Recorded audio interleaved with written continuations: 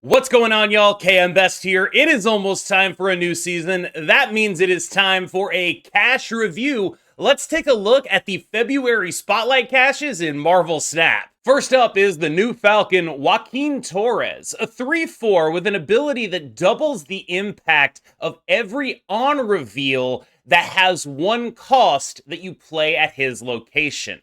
This is an interesting card because more than anything else, one of the things that really sticks out to me about this guy is that there aren't a lot of one cost on reveals that are really worth doubling. There are a couple that come to mind, of course, the Hood, for example, Rocket Raccoon, really interesting stuff there. But there is one more that might be worth pointing out, and that is Iron Fist.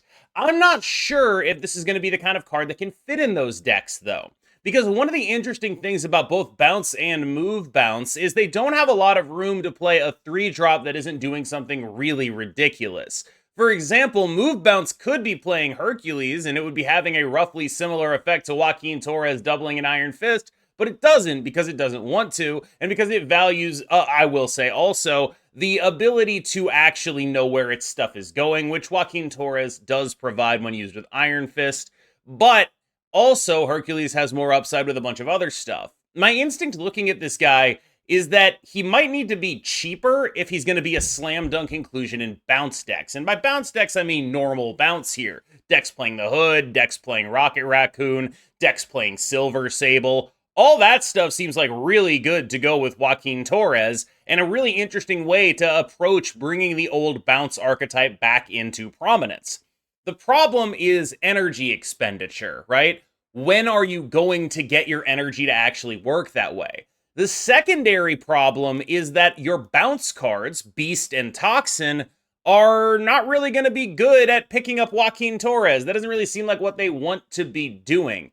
Now, there are worlds in which you do something like turn 3 Joaquin Torres, turn 4 one guy and a beast, and then you're getting at least one thing doubled up. You're bringing back Joaquin Torres, a 0-cost 1-drop. And then your turn 5 is you play out your 2-cost Joaquin Torres, you play your 0-cost 1-drop, you play another 1-drop, you play a Falcon.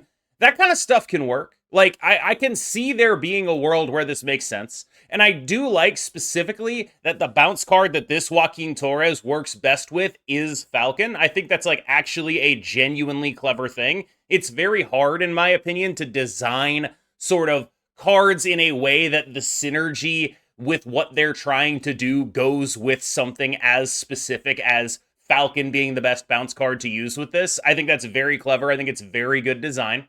But ultimately, I worry that the 3 cost here will make him just a little bit too clunky for the power that he brings. I view him as a ceiling play in a bounce deck. If the bounce deck ever feels like it needs to go extremely, extremely tall, Joaquin Torres could be a really good way of doing that.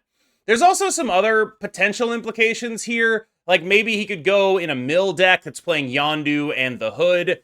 The Hood really strikes me as like, this is the card you play with Joaquin Torres. But like, I guess there's a world in which you go like, the Hood, Joaquin Torres. What I really want to know is if you misery the Hood, does the on reveal count as being from the Hood if you have a Joaquin Torres in that lane? Or does it count as being from misery? The on reveal ability, I think, would count as being from the Hood. And that's kind of interesting to me. Like, being able to put this in there and say, Misery is now giving me 2 additional demons is non-zero. Same works with Yondu in the mill deck. It's entirely possible, although I think that's likely a lot less useful. There are places where this card can make sense. I think most of those places probably involve the Hood. But there's a world in which this card is actually doing really strong stuff. And I think that even stuff like Silver Sable and Rocket Raccoon are really powerful when you have access to this. A final turn Joaquin Torres Rocket Raccoon that you like beasted up on 5 is a bunch of power for 2 energy, right? Like that's a really big guy.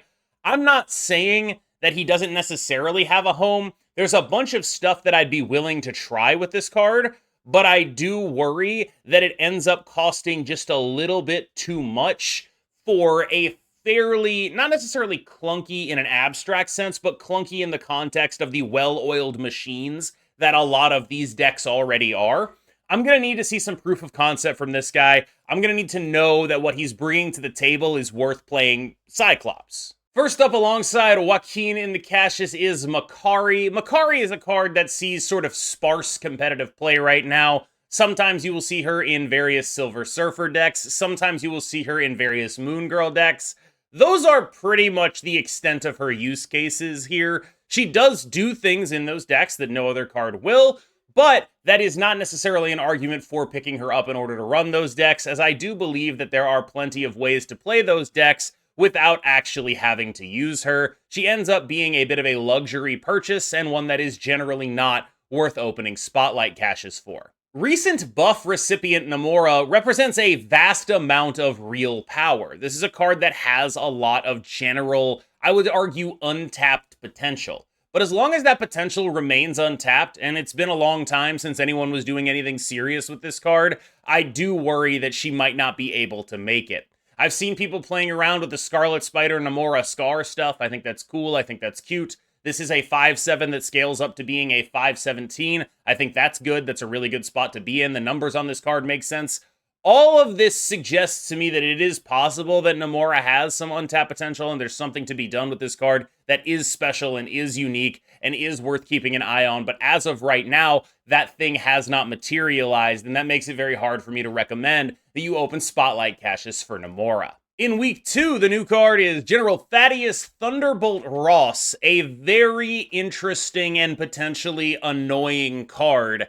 This guy is a 2/2 with the ability to draw cards from your deck if your opponent skips energy and those cards cost or have 10 or more power. This is a card that worries me because I think it will go either one of two ways. Way number one, it's a 2/2, it's not worth it, we don't have to play this guy, it's whatever.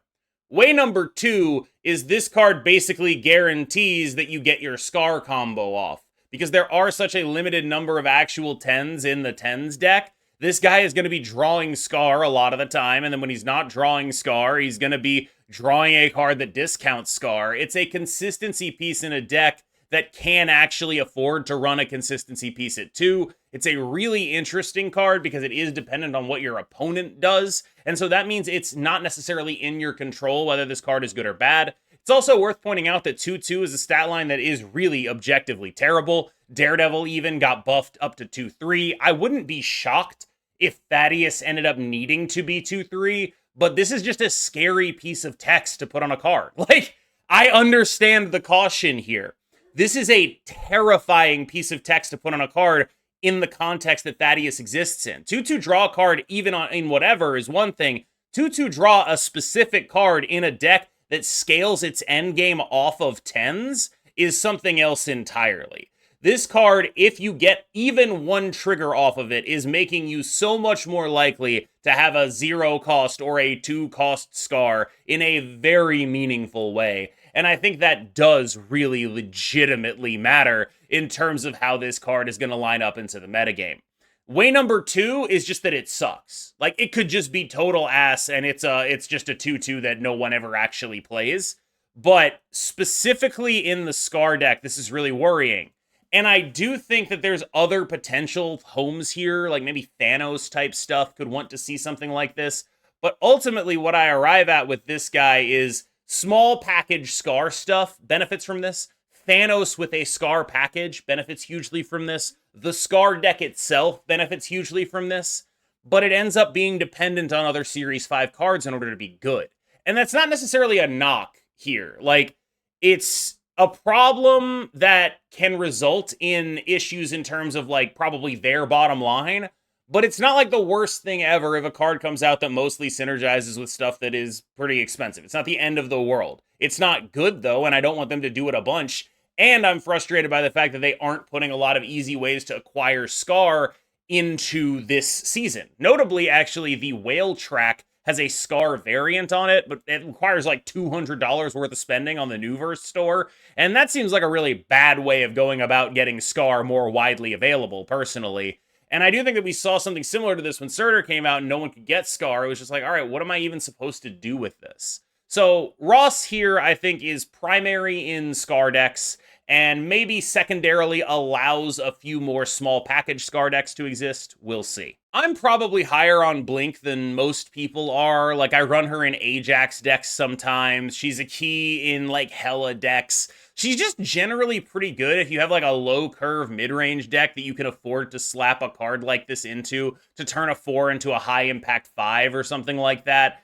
I've enjoyed playing her in a lot of different spots. She's a unique card where there's very few replacements for her if you are playing a deck that actually needs her. And she's also just the kind of card that you can run in a bunch of stuff. Like, I played Blink Loki back when that was a thing, just so Blink could turn into another copy of Loki, basically. Like, sometimes there are decks where it's like, that's not really a terrible thing to do. Now, it's been a while, however, since she's been at the top of the metagame. I think that's been a very long time. She's a solid card, and a card that I think is a reasonable, like, oh yeah, I'd like to have this around on a higher level than the cards that we talked about in the previous cache, especially Makkari. But I do think that it's not necessarily a slam dunk to go pick up Blink. It's more like a contested long mid-range 2, where it's like, okay, but you could probably do better a lot of the time. Nebula is another unique card. She scales mostly with the existence of decks that want to be able to lock people off.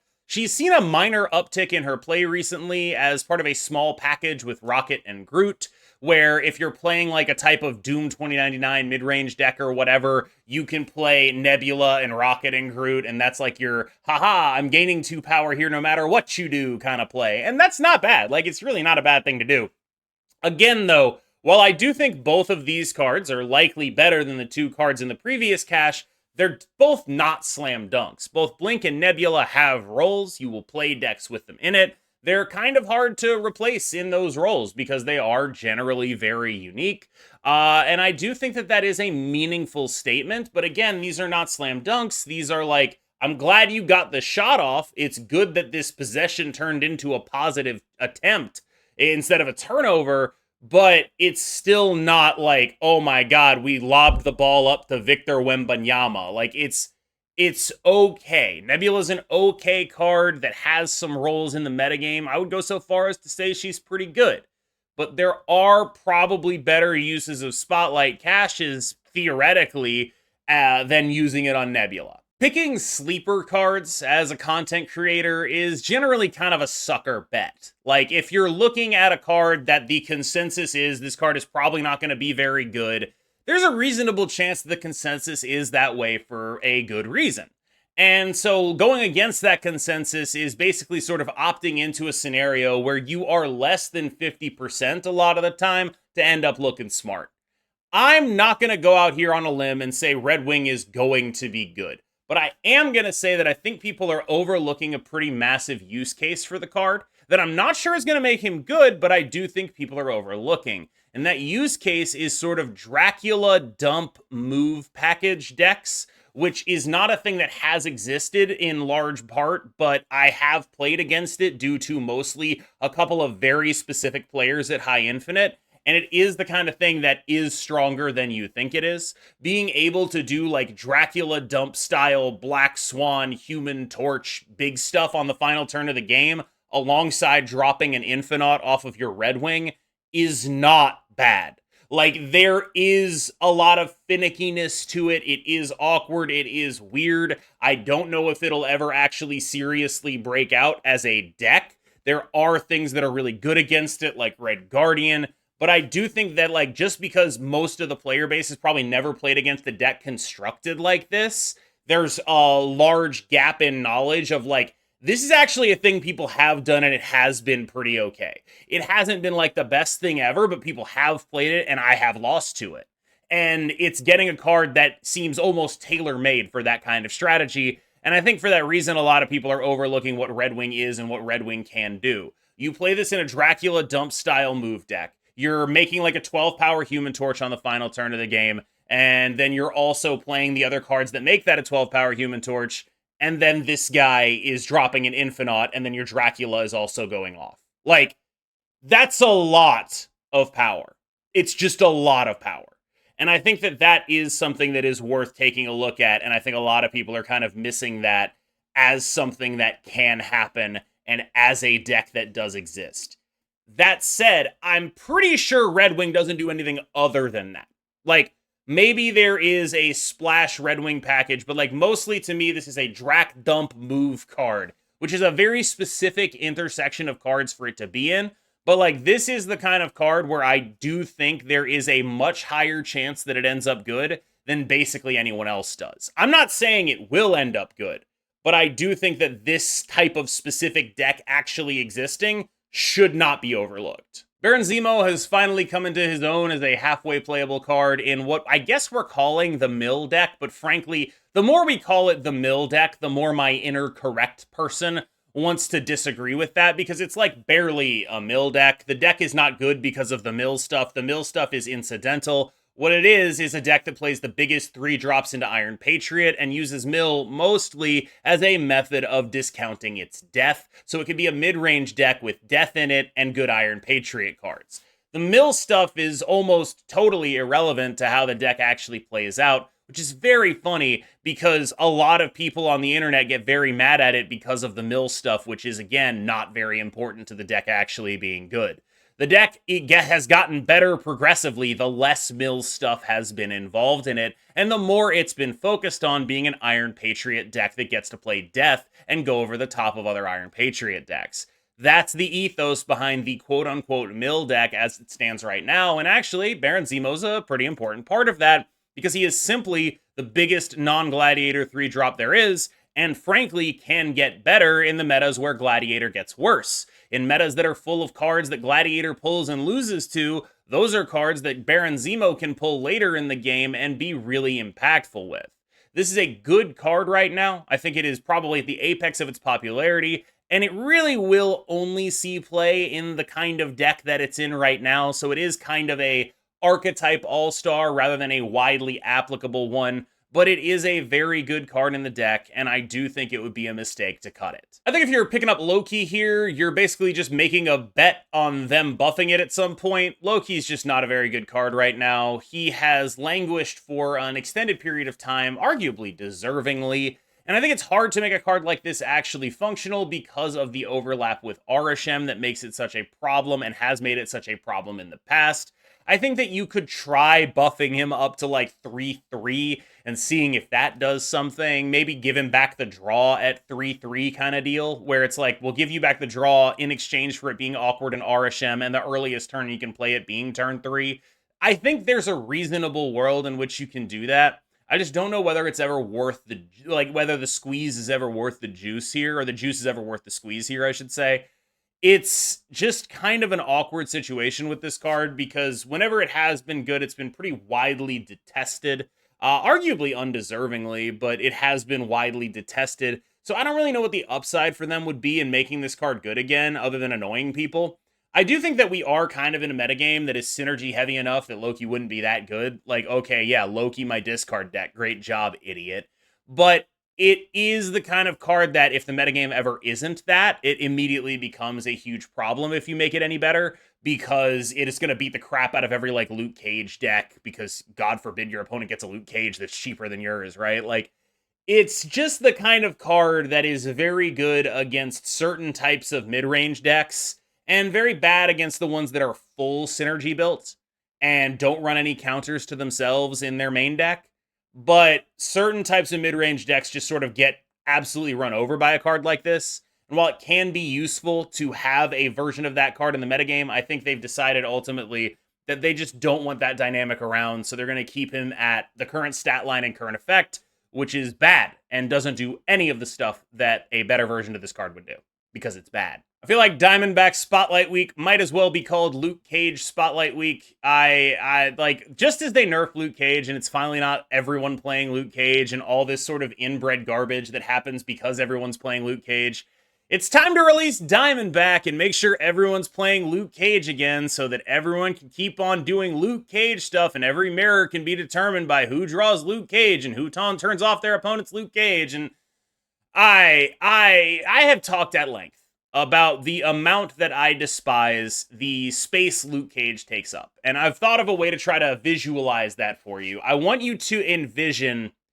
a not necessarily like a pie chart here, but kind of a pie chart, right? The pie chart being, you know, your average afflict deck, right? And so imagine like 60% of it, and that part of the pie chart is just just like stuff that afflicts your opponent, right? It's just afflict cards, things that, you know, a lot of their power is wrapped up in afflicting people. That's what the deck is. And then there's like 40% of the pie chart that's like making sure you don't get hurt by your own afflict, right? And 11 cards in the deck go in the 60%, and the 40% is just entirely Luke Cage. Luke Cage is the one-size-fits-all to every version of afflict. Whether you're using it as a downside that you're trying to mitigate, like Anti-Venom or Valentina, or whether you're using it as an upside that you're trying to apply to your opponent and you don't want to be applied to you, like Man-Thing and US Agent. However it is worded, it does not matter. Luke Cage occupies the entire space of interacting with affliction. That is it. There is, of course, you know, sometimes a Shadow King, which doesn't interact with any of the ongoing afflictions or anything like that. But again, the vast majority of I would like to interact with affliction in any way, is Luke Cage. And that is what's going to happen when this card comes out. This card is going to come out and everyone's going to play Luke Cage and it's going to suck. That's what's going to happen. I have no idea if this card is going to end up being good. And I will not know after a week of this card being out if this card is going to end up being good. Because everyone's going to be playing Luke Cage. And until they don't, well, I won't know. Like, the card looks good. It's going to be like a 3-9, a 3-10. It's like a good card. This is a big number here, right? Like 3-9, that's pretty sick. It'd be a 3-11 maybe. That's a sick-ass number. That's a big dude. Really helpful. It's a 3-3 if your opponent plays Luke Cage, though. Sucks. And the Luke Cage package being so splashable in these other mid-range decks, right? So it's like, you end up with, like, what's probably going to happen the week this comes out is, you know, everyone's going to be playing the Luke Cage Anti-Venom Ajax deck, and then they're going to lose to someone playing, like, the Luke Cage Anti-Venom Ronin deck, or whatever, where it's just, like, because they're less reliant on Afflict, they end up getting all the benefits of being a Luke Cage Anti-Venom deck and not having any of the downsides of being a Luke Cage Anti-Venom deck, like losing to other Luke Cage decks, and it's going to be a whole thing. It's going to be a really, really annoying week, is basically my prediction for this card. Nimrod Piper is in the cache alongside this card, and I as much as I admire the synergy in aesthetics and color schemes here, I don't really know what they have to do with each other, but I guess that's fine. Nimrod is not a very good card. Very specific, and it's specific in decks that have not been very relevant. You'd play Nimrod in like various Destroyer combo decks. Sometimes it's a backup plan in Phoenix Force decks. It's been around, but I don't really think that Nimrod is a card that you need to go out of your way to try to pick up. It's fine. It's not bad, but just fine. Phoenix Force has not been a major threat in the metagame, in large part because many other combo-style decks have gained the ability to go over the top of it. Phoenix Force, the Phoenix Force deck, runs into issues when it can lose lanes that have, you know, 28 to 32 power in it, which tends to be their max power in a bunch of these lanes, no matter how they pull it off. And when you have decks like Discard, when you have decks like, you know, Rest in Peace, but not really, it's probably still very good, Move Bounce, these are problems that Phoenix Force is unable to solve because it doesn't really have problem-solving tools. It's just a point output machine. This is sort of a casualty of what you might call a raised point ceiling or a raised consistent point ceiling. So I would argue Discard is probably at least as consistent as Phoenix Force with a much higher floor and a similar, if not higher, ceiling, which makes Phoenix Force a very awkward choice. That is ultimately what this comes down to.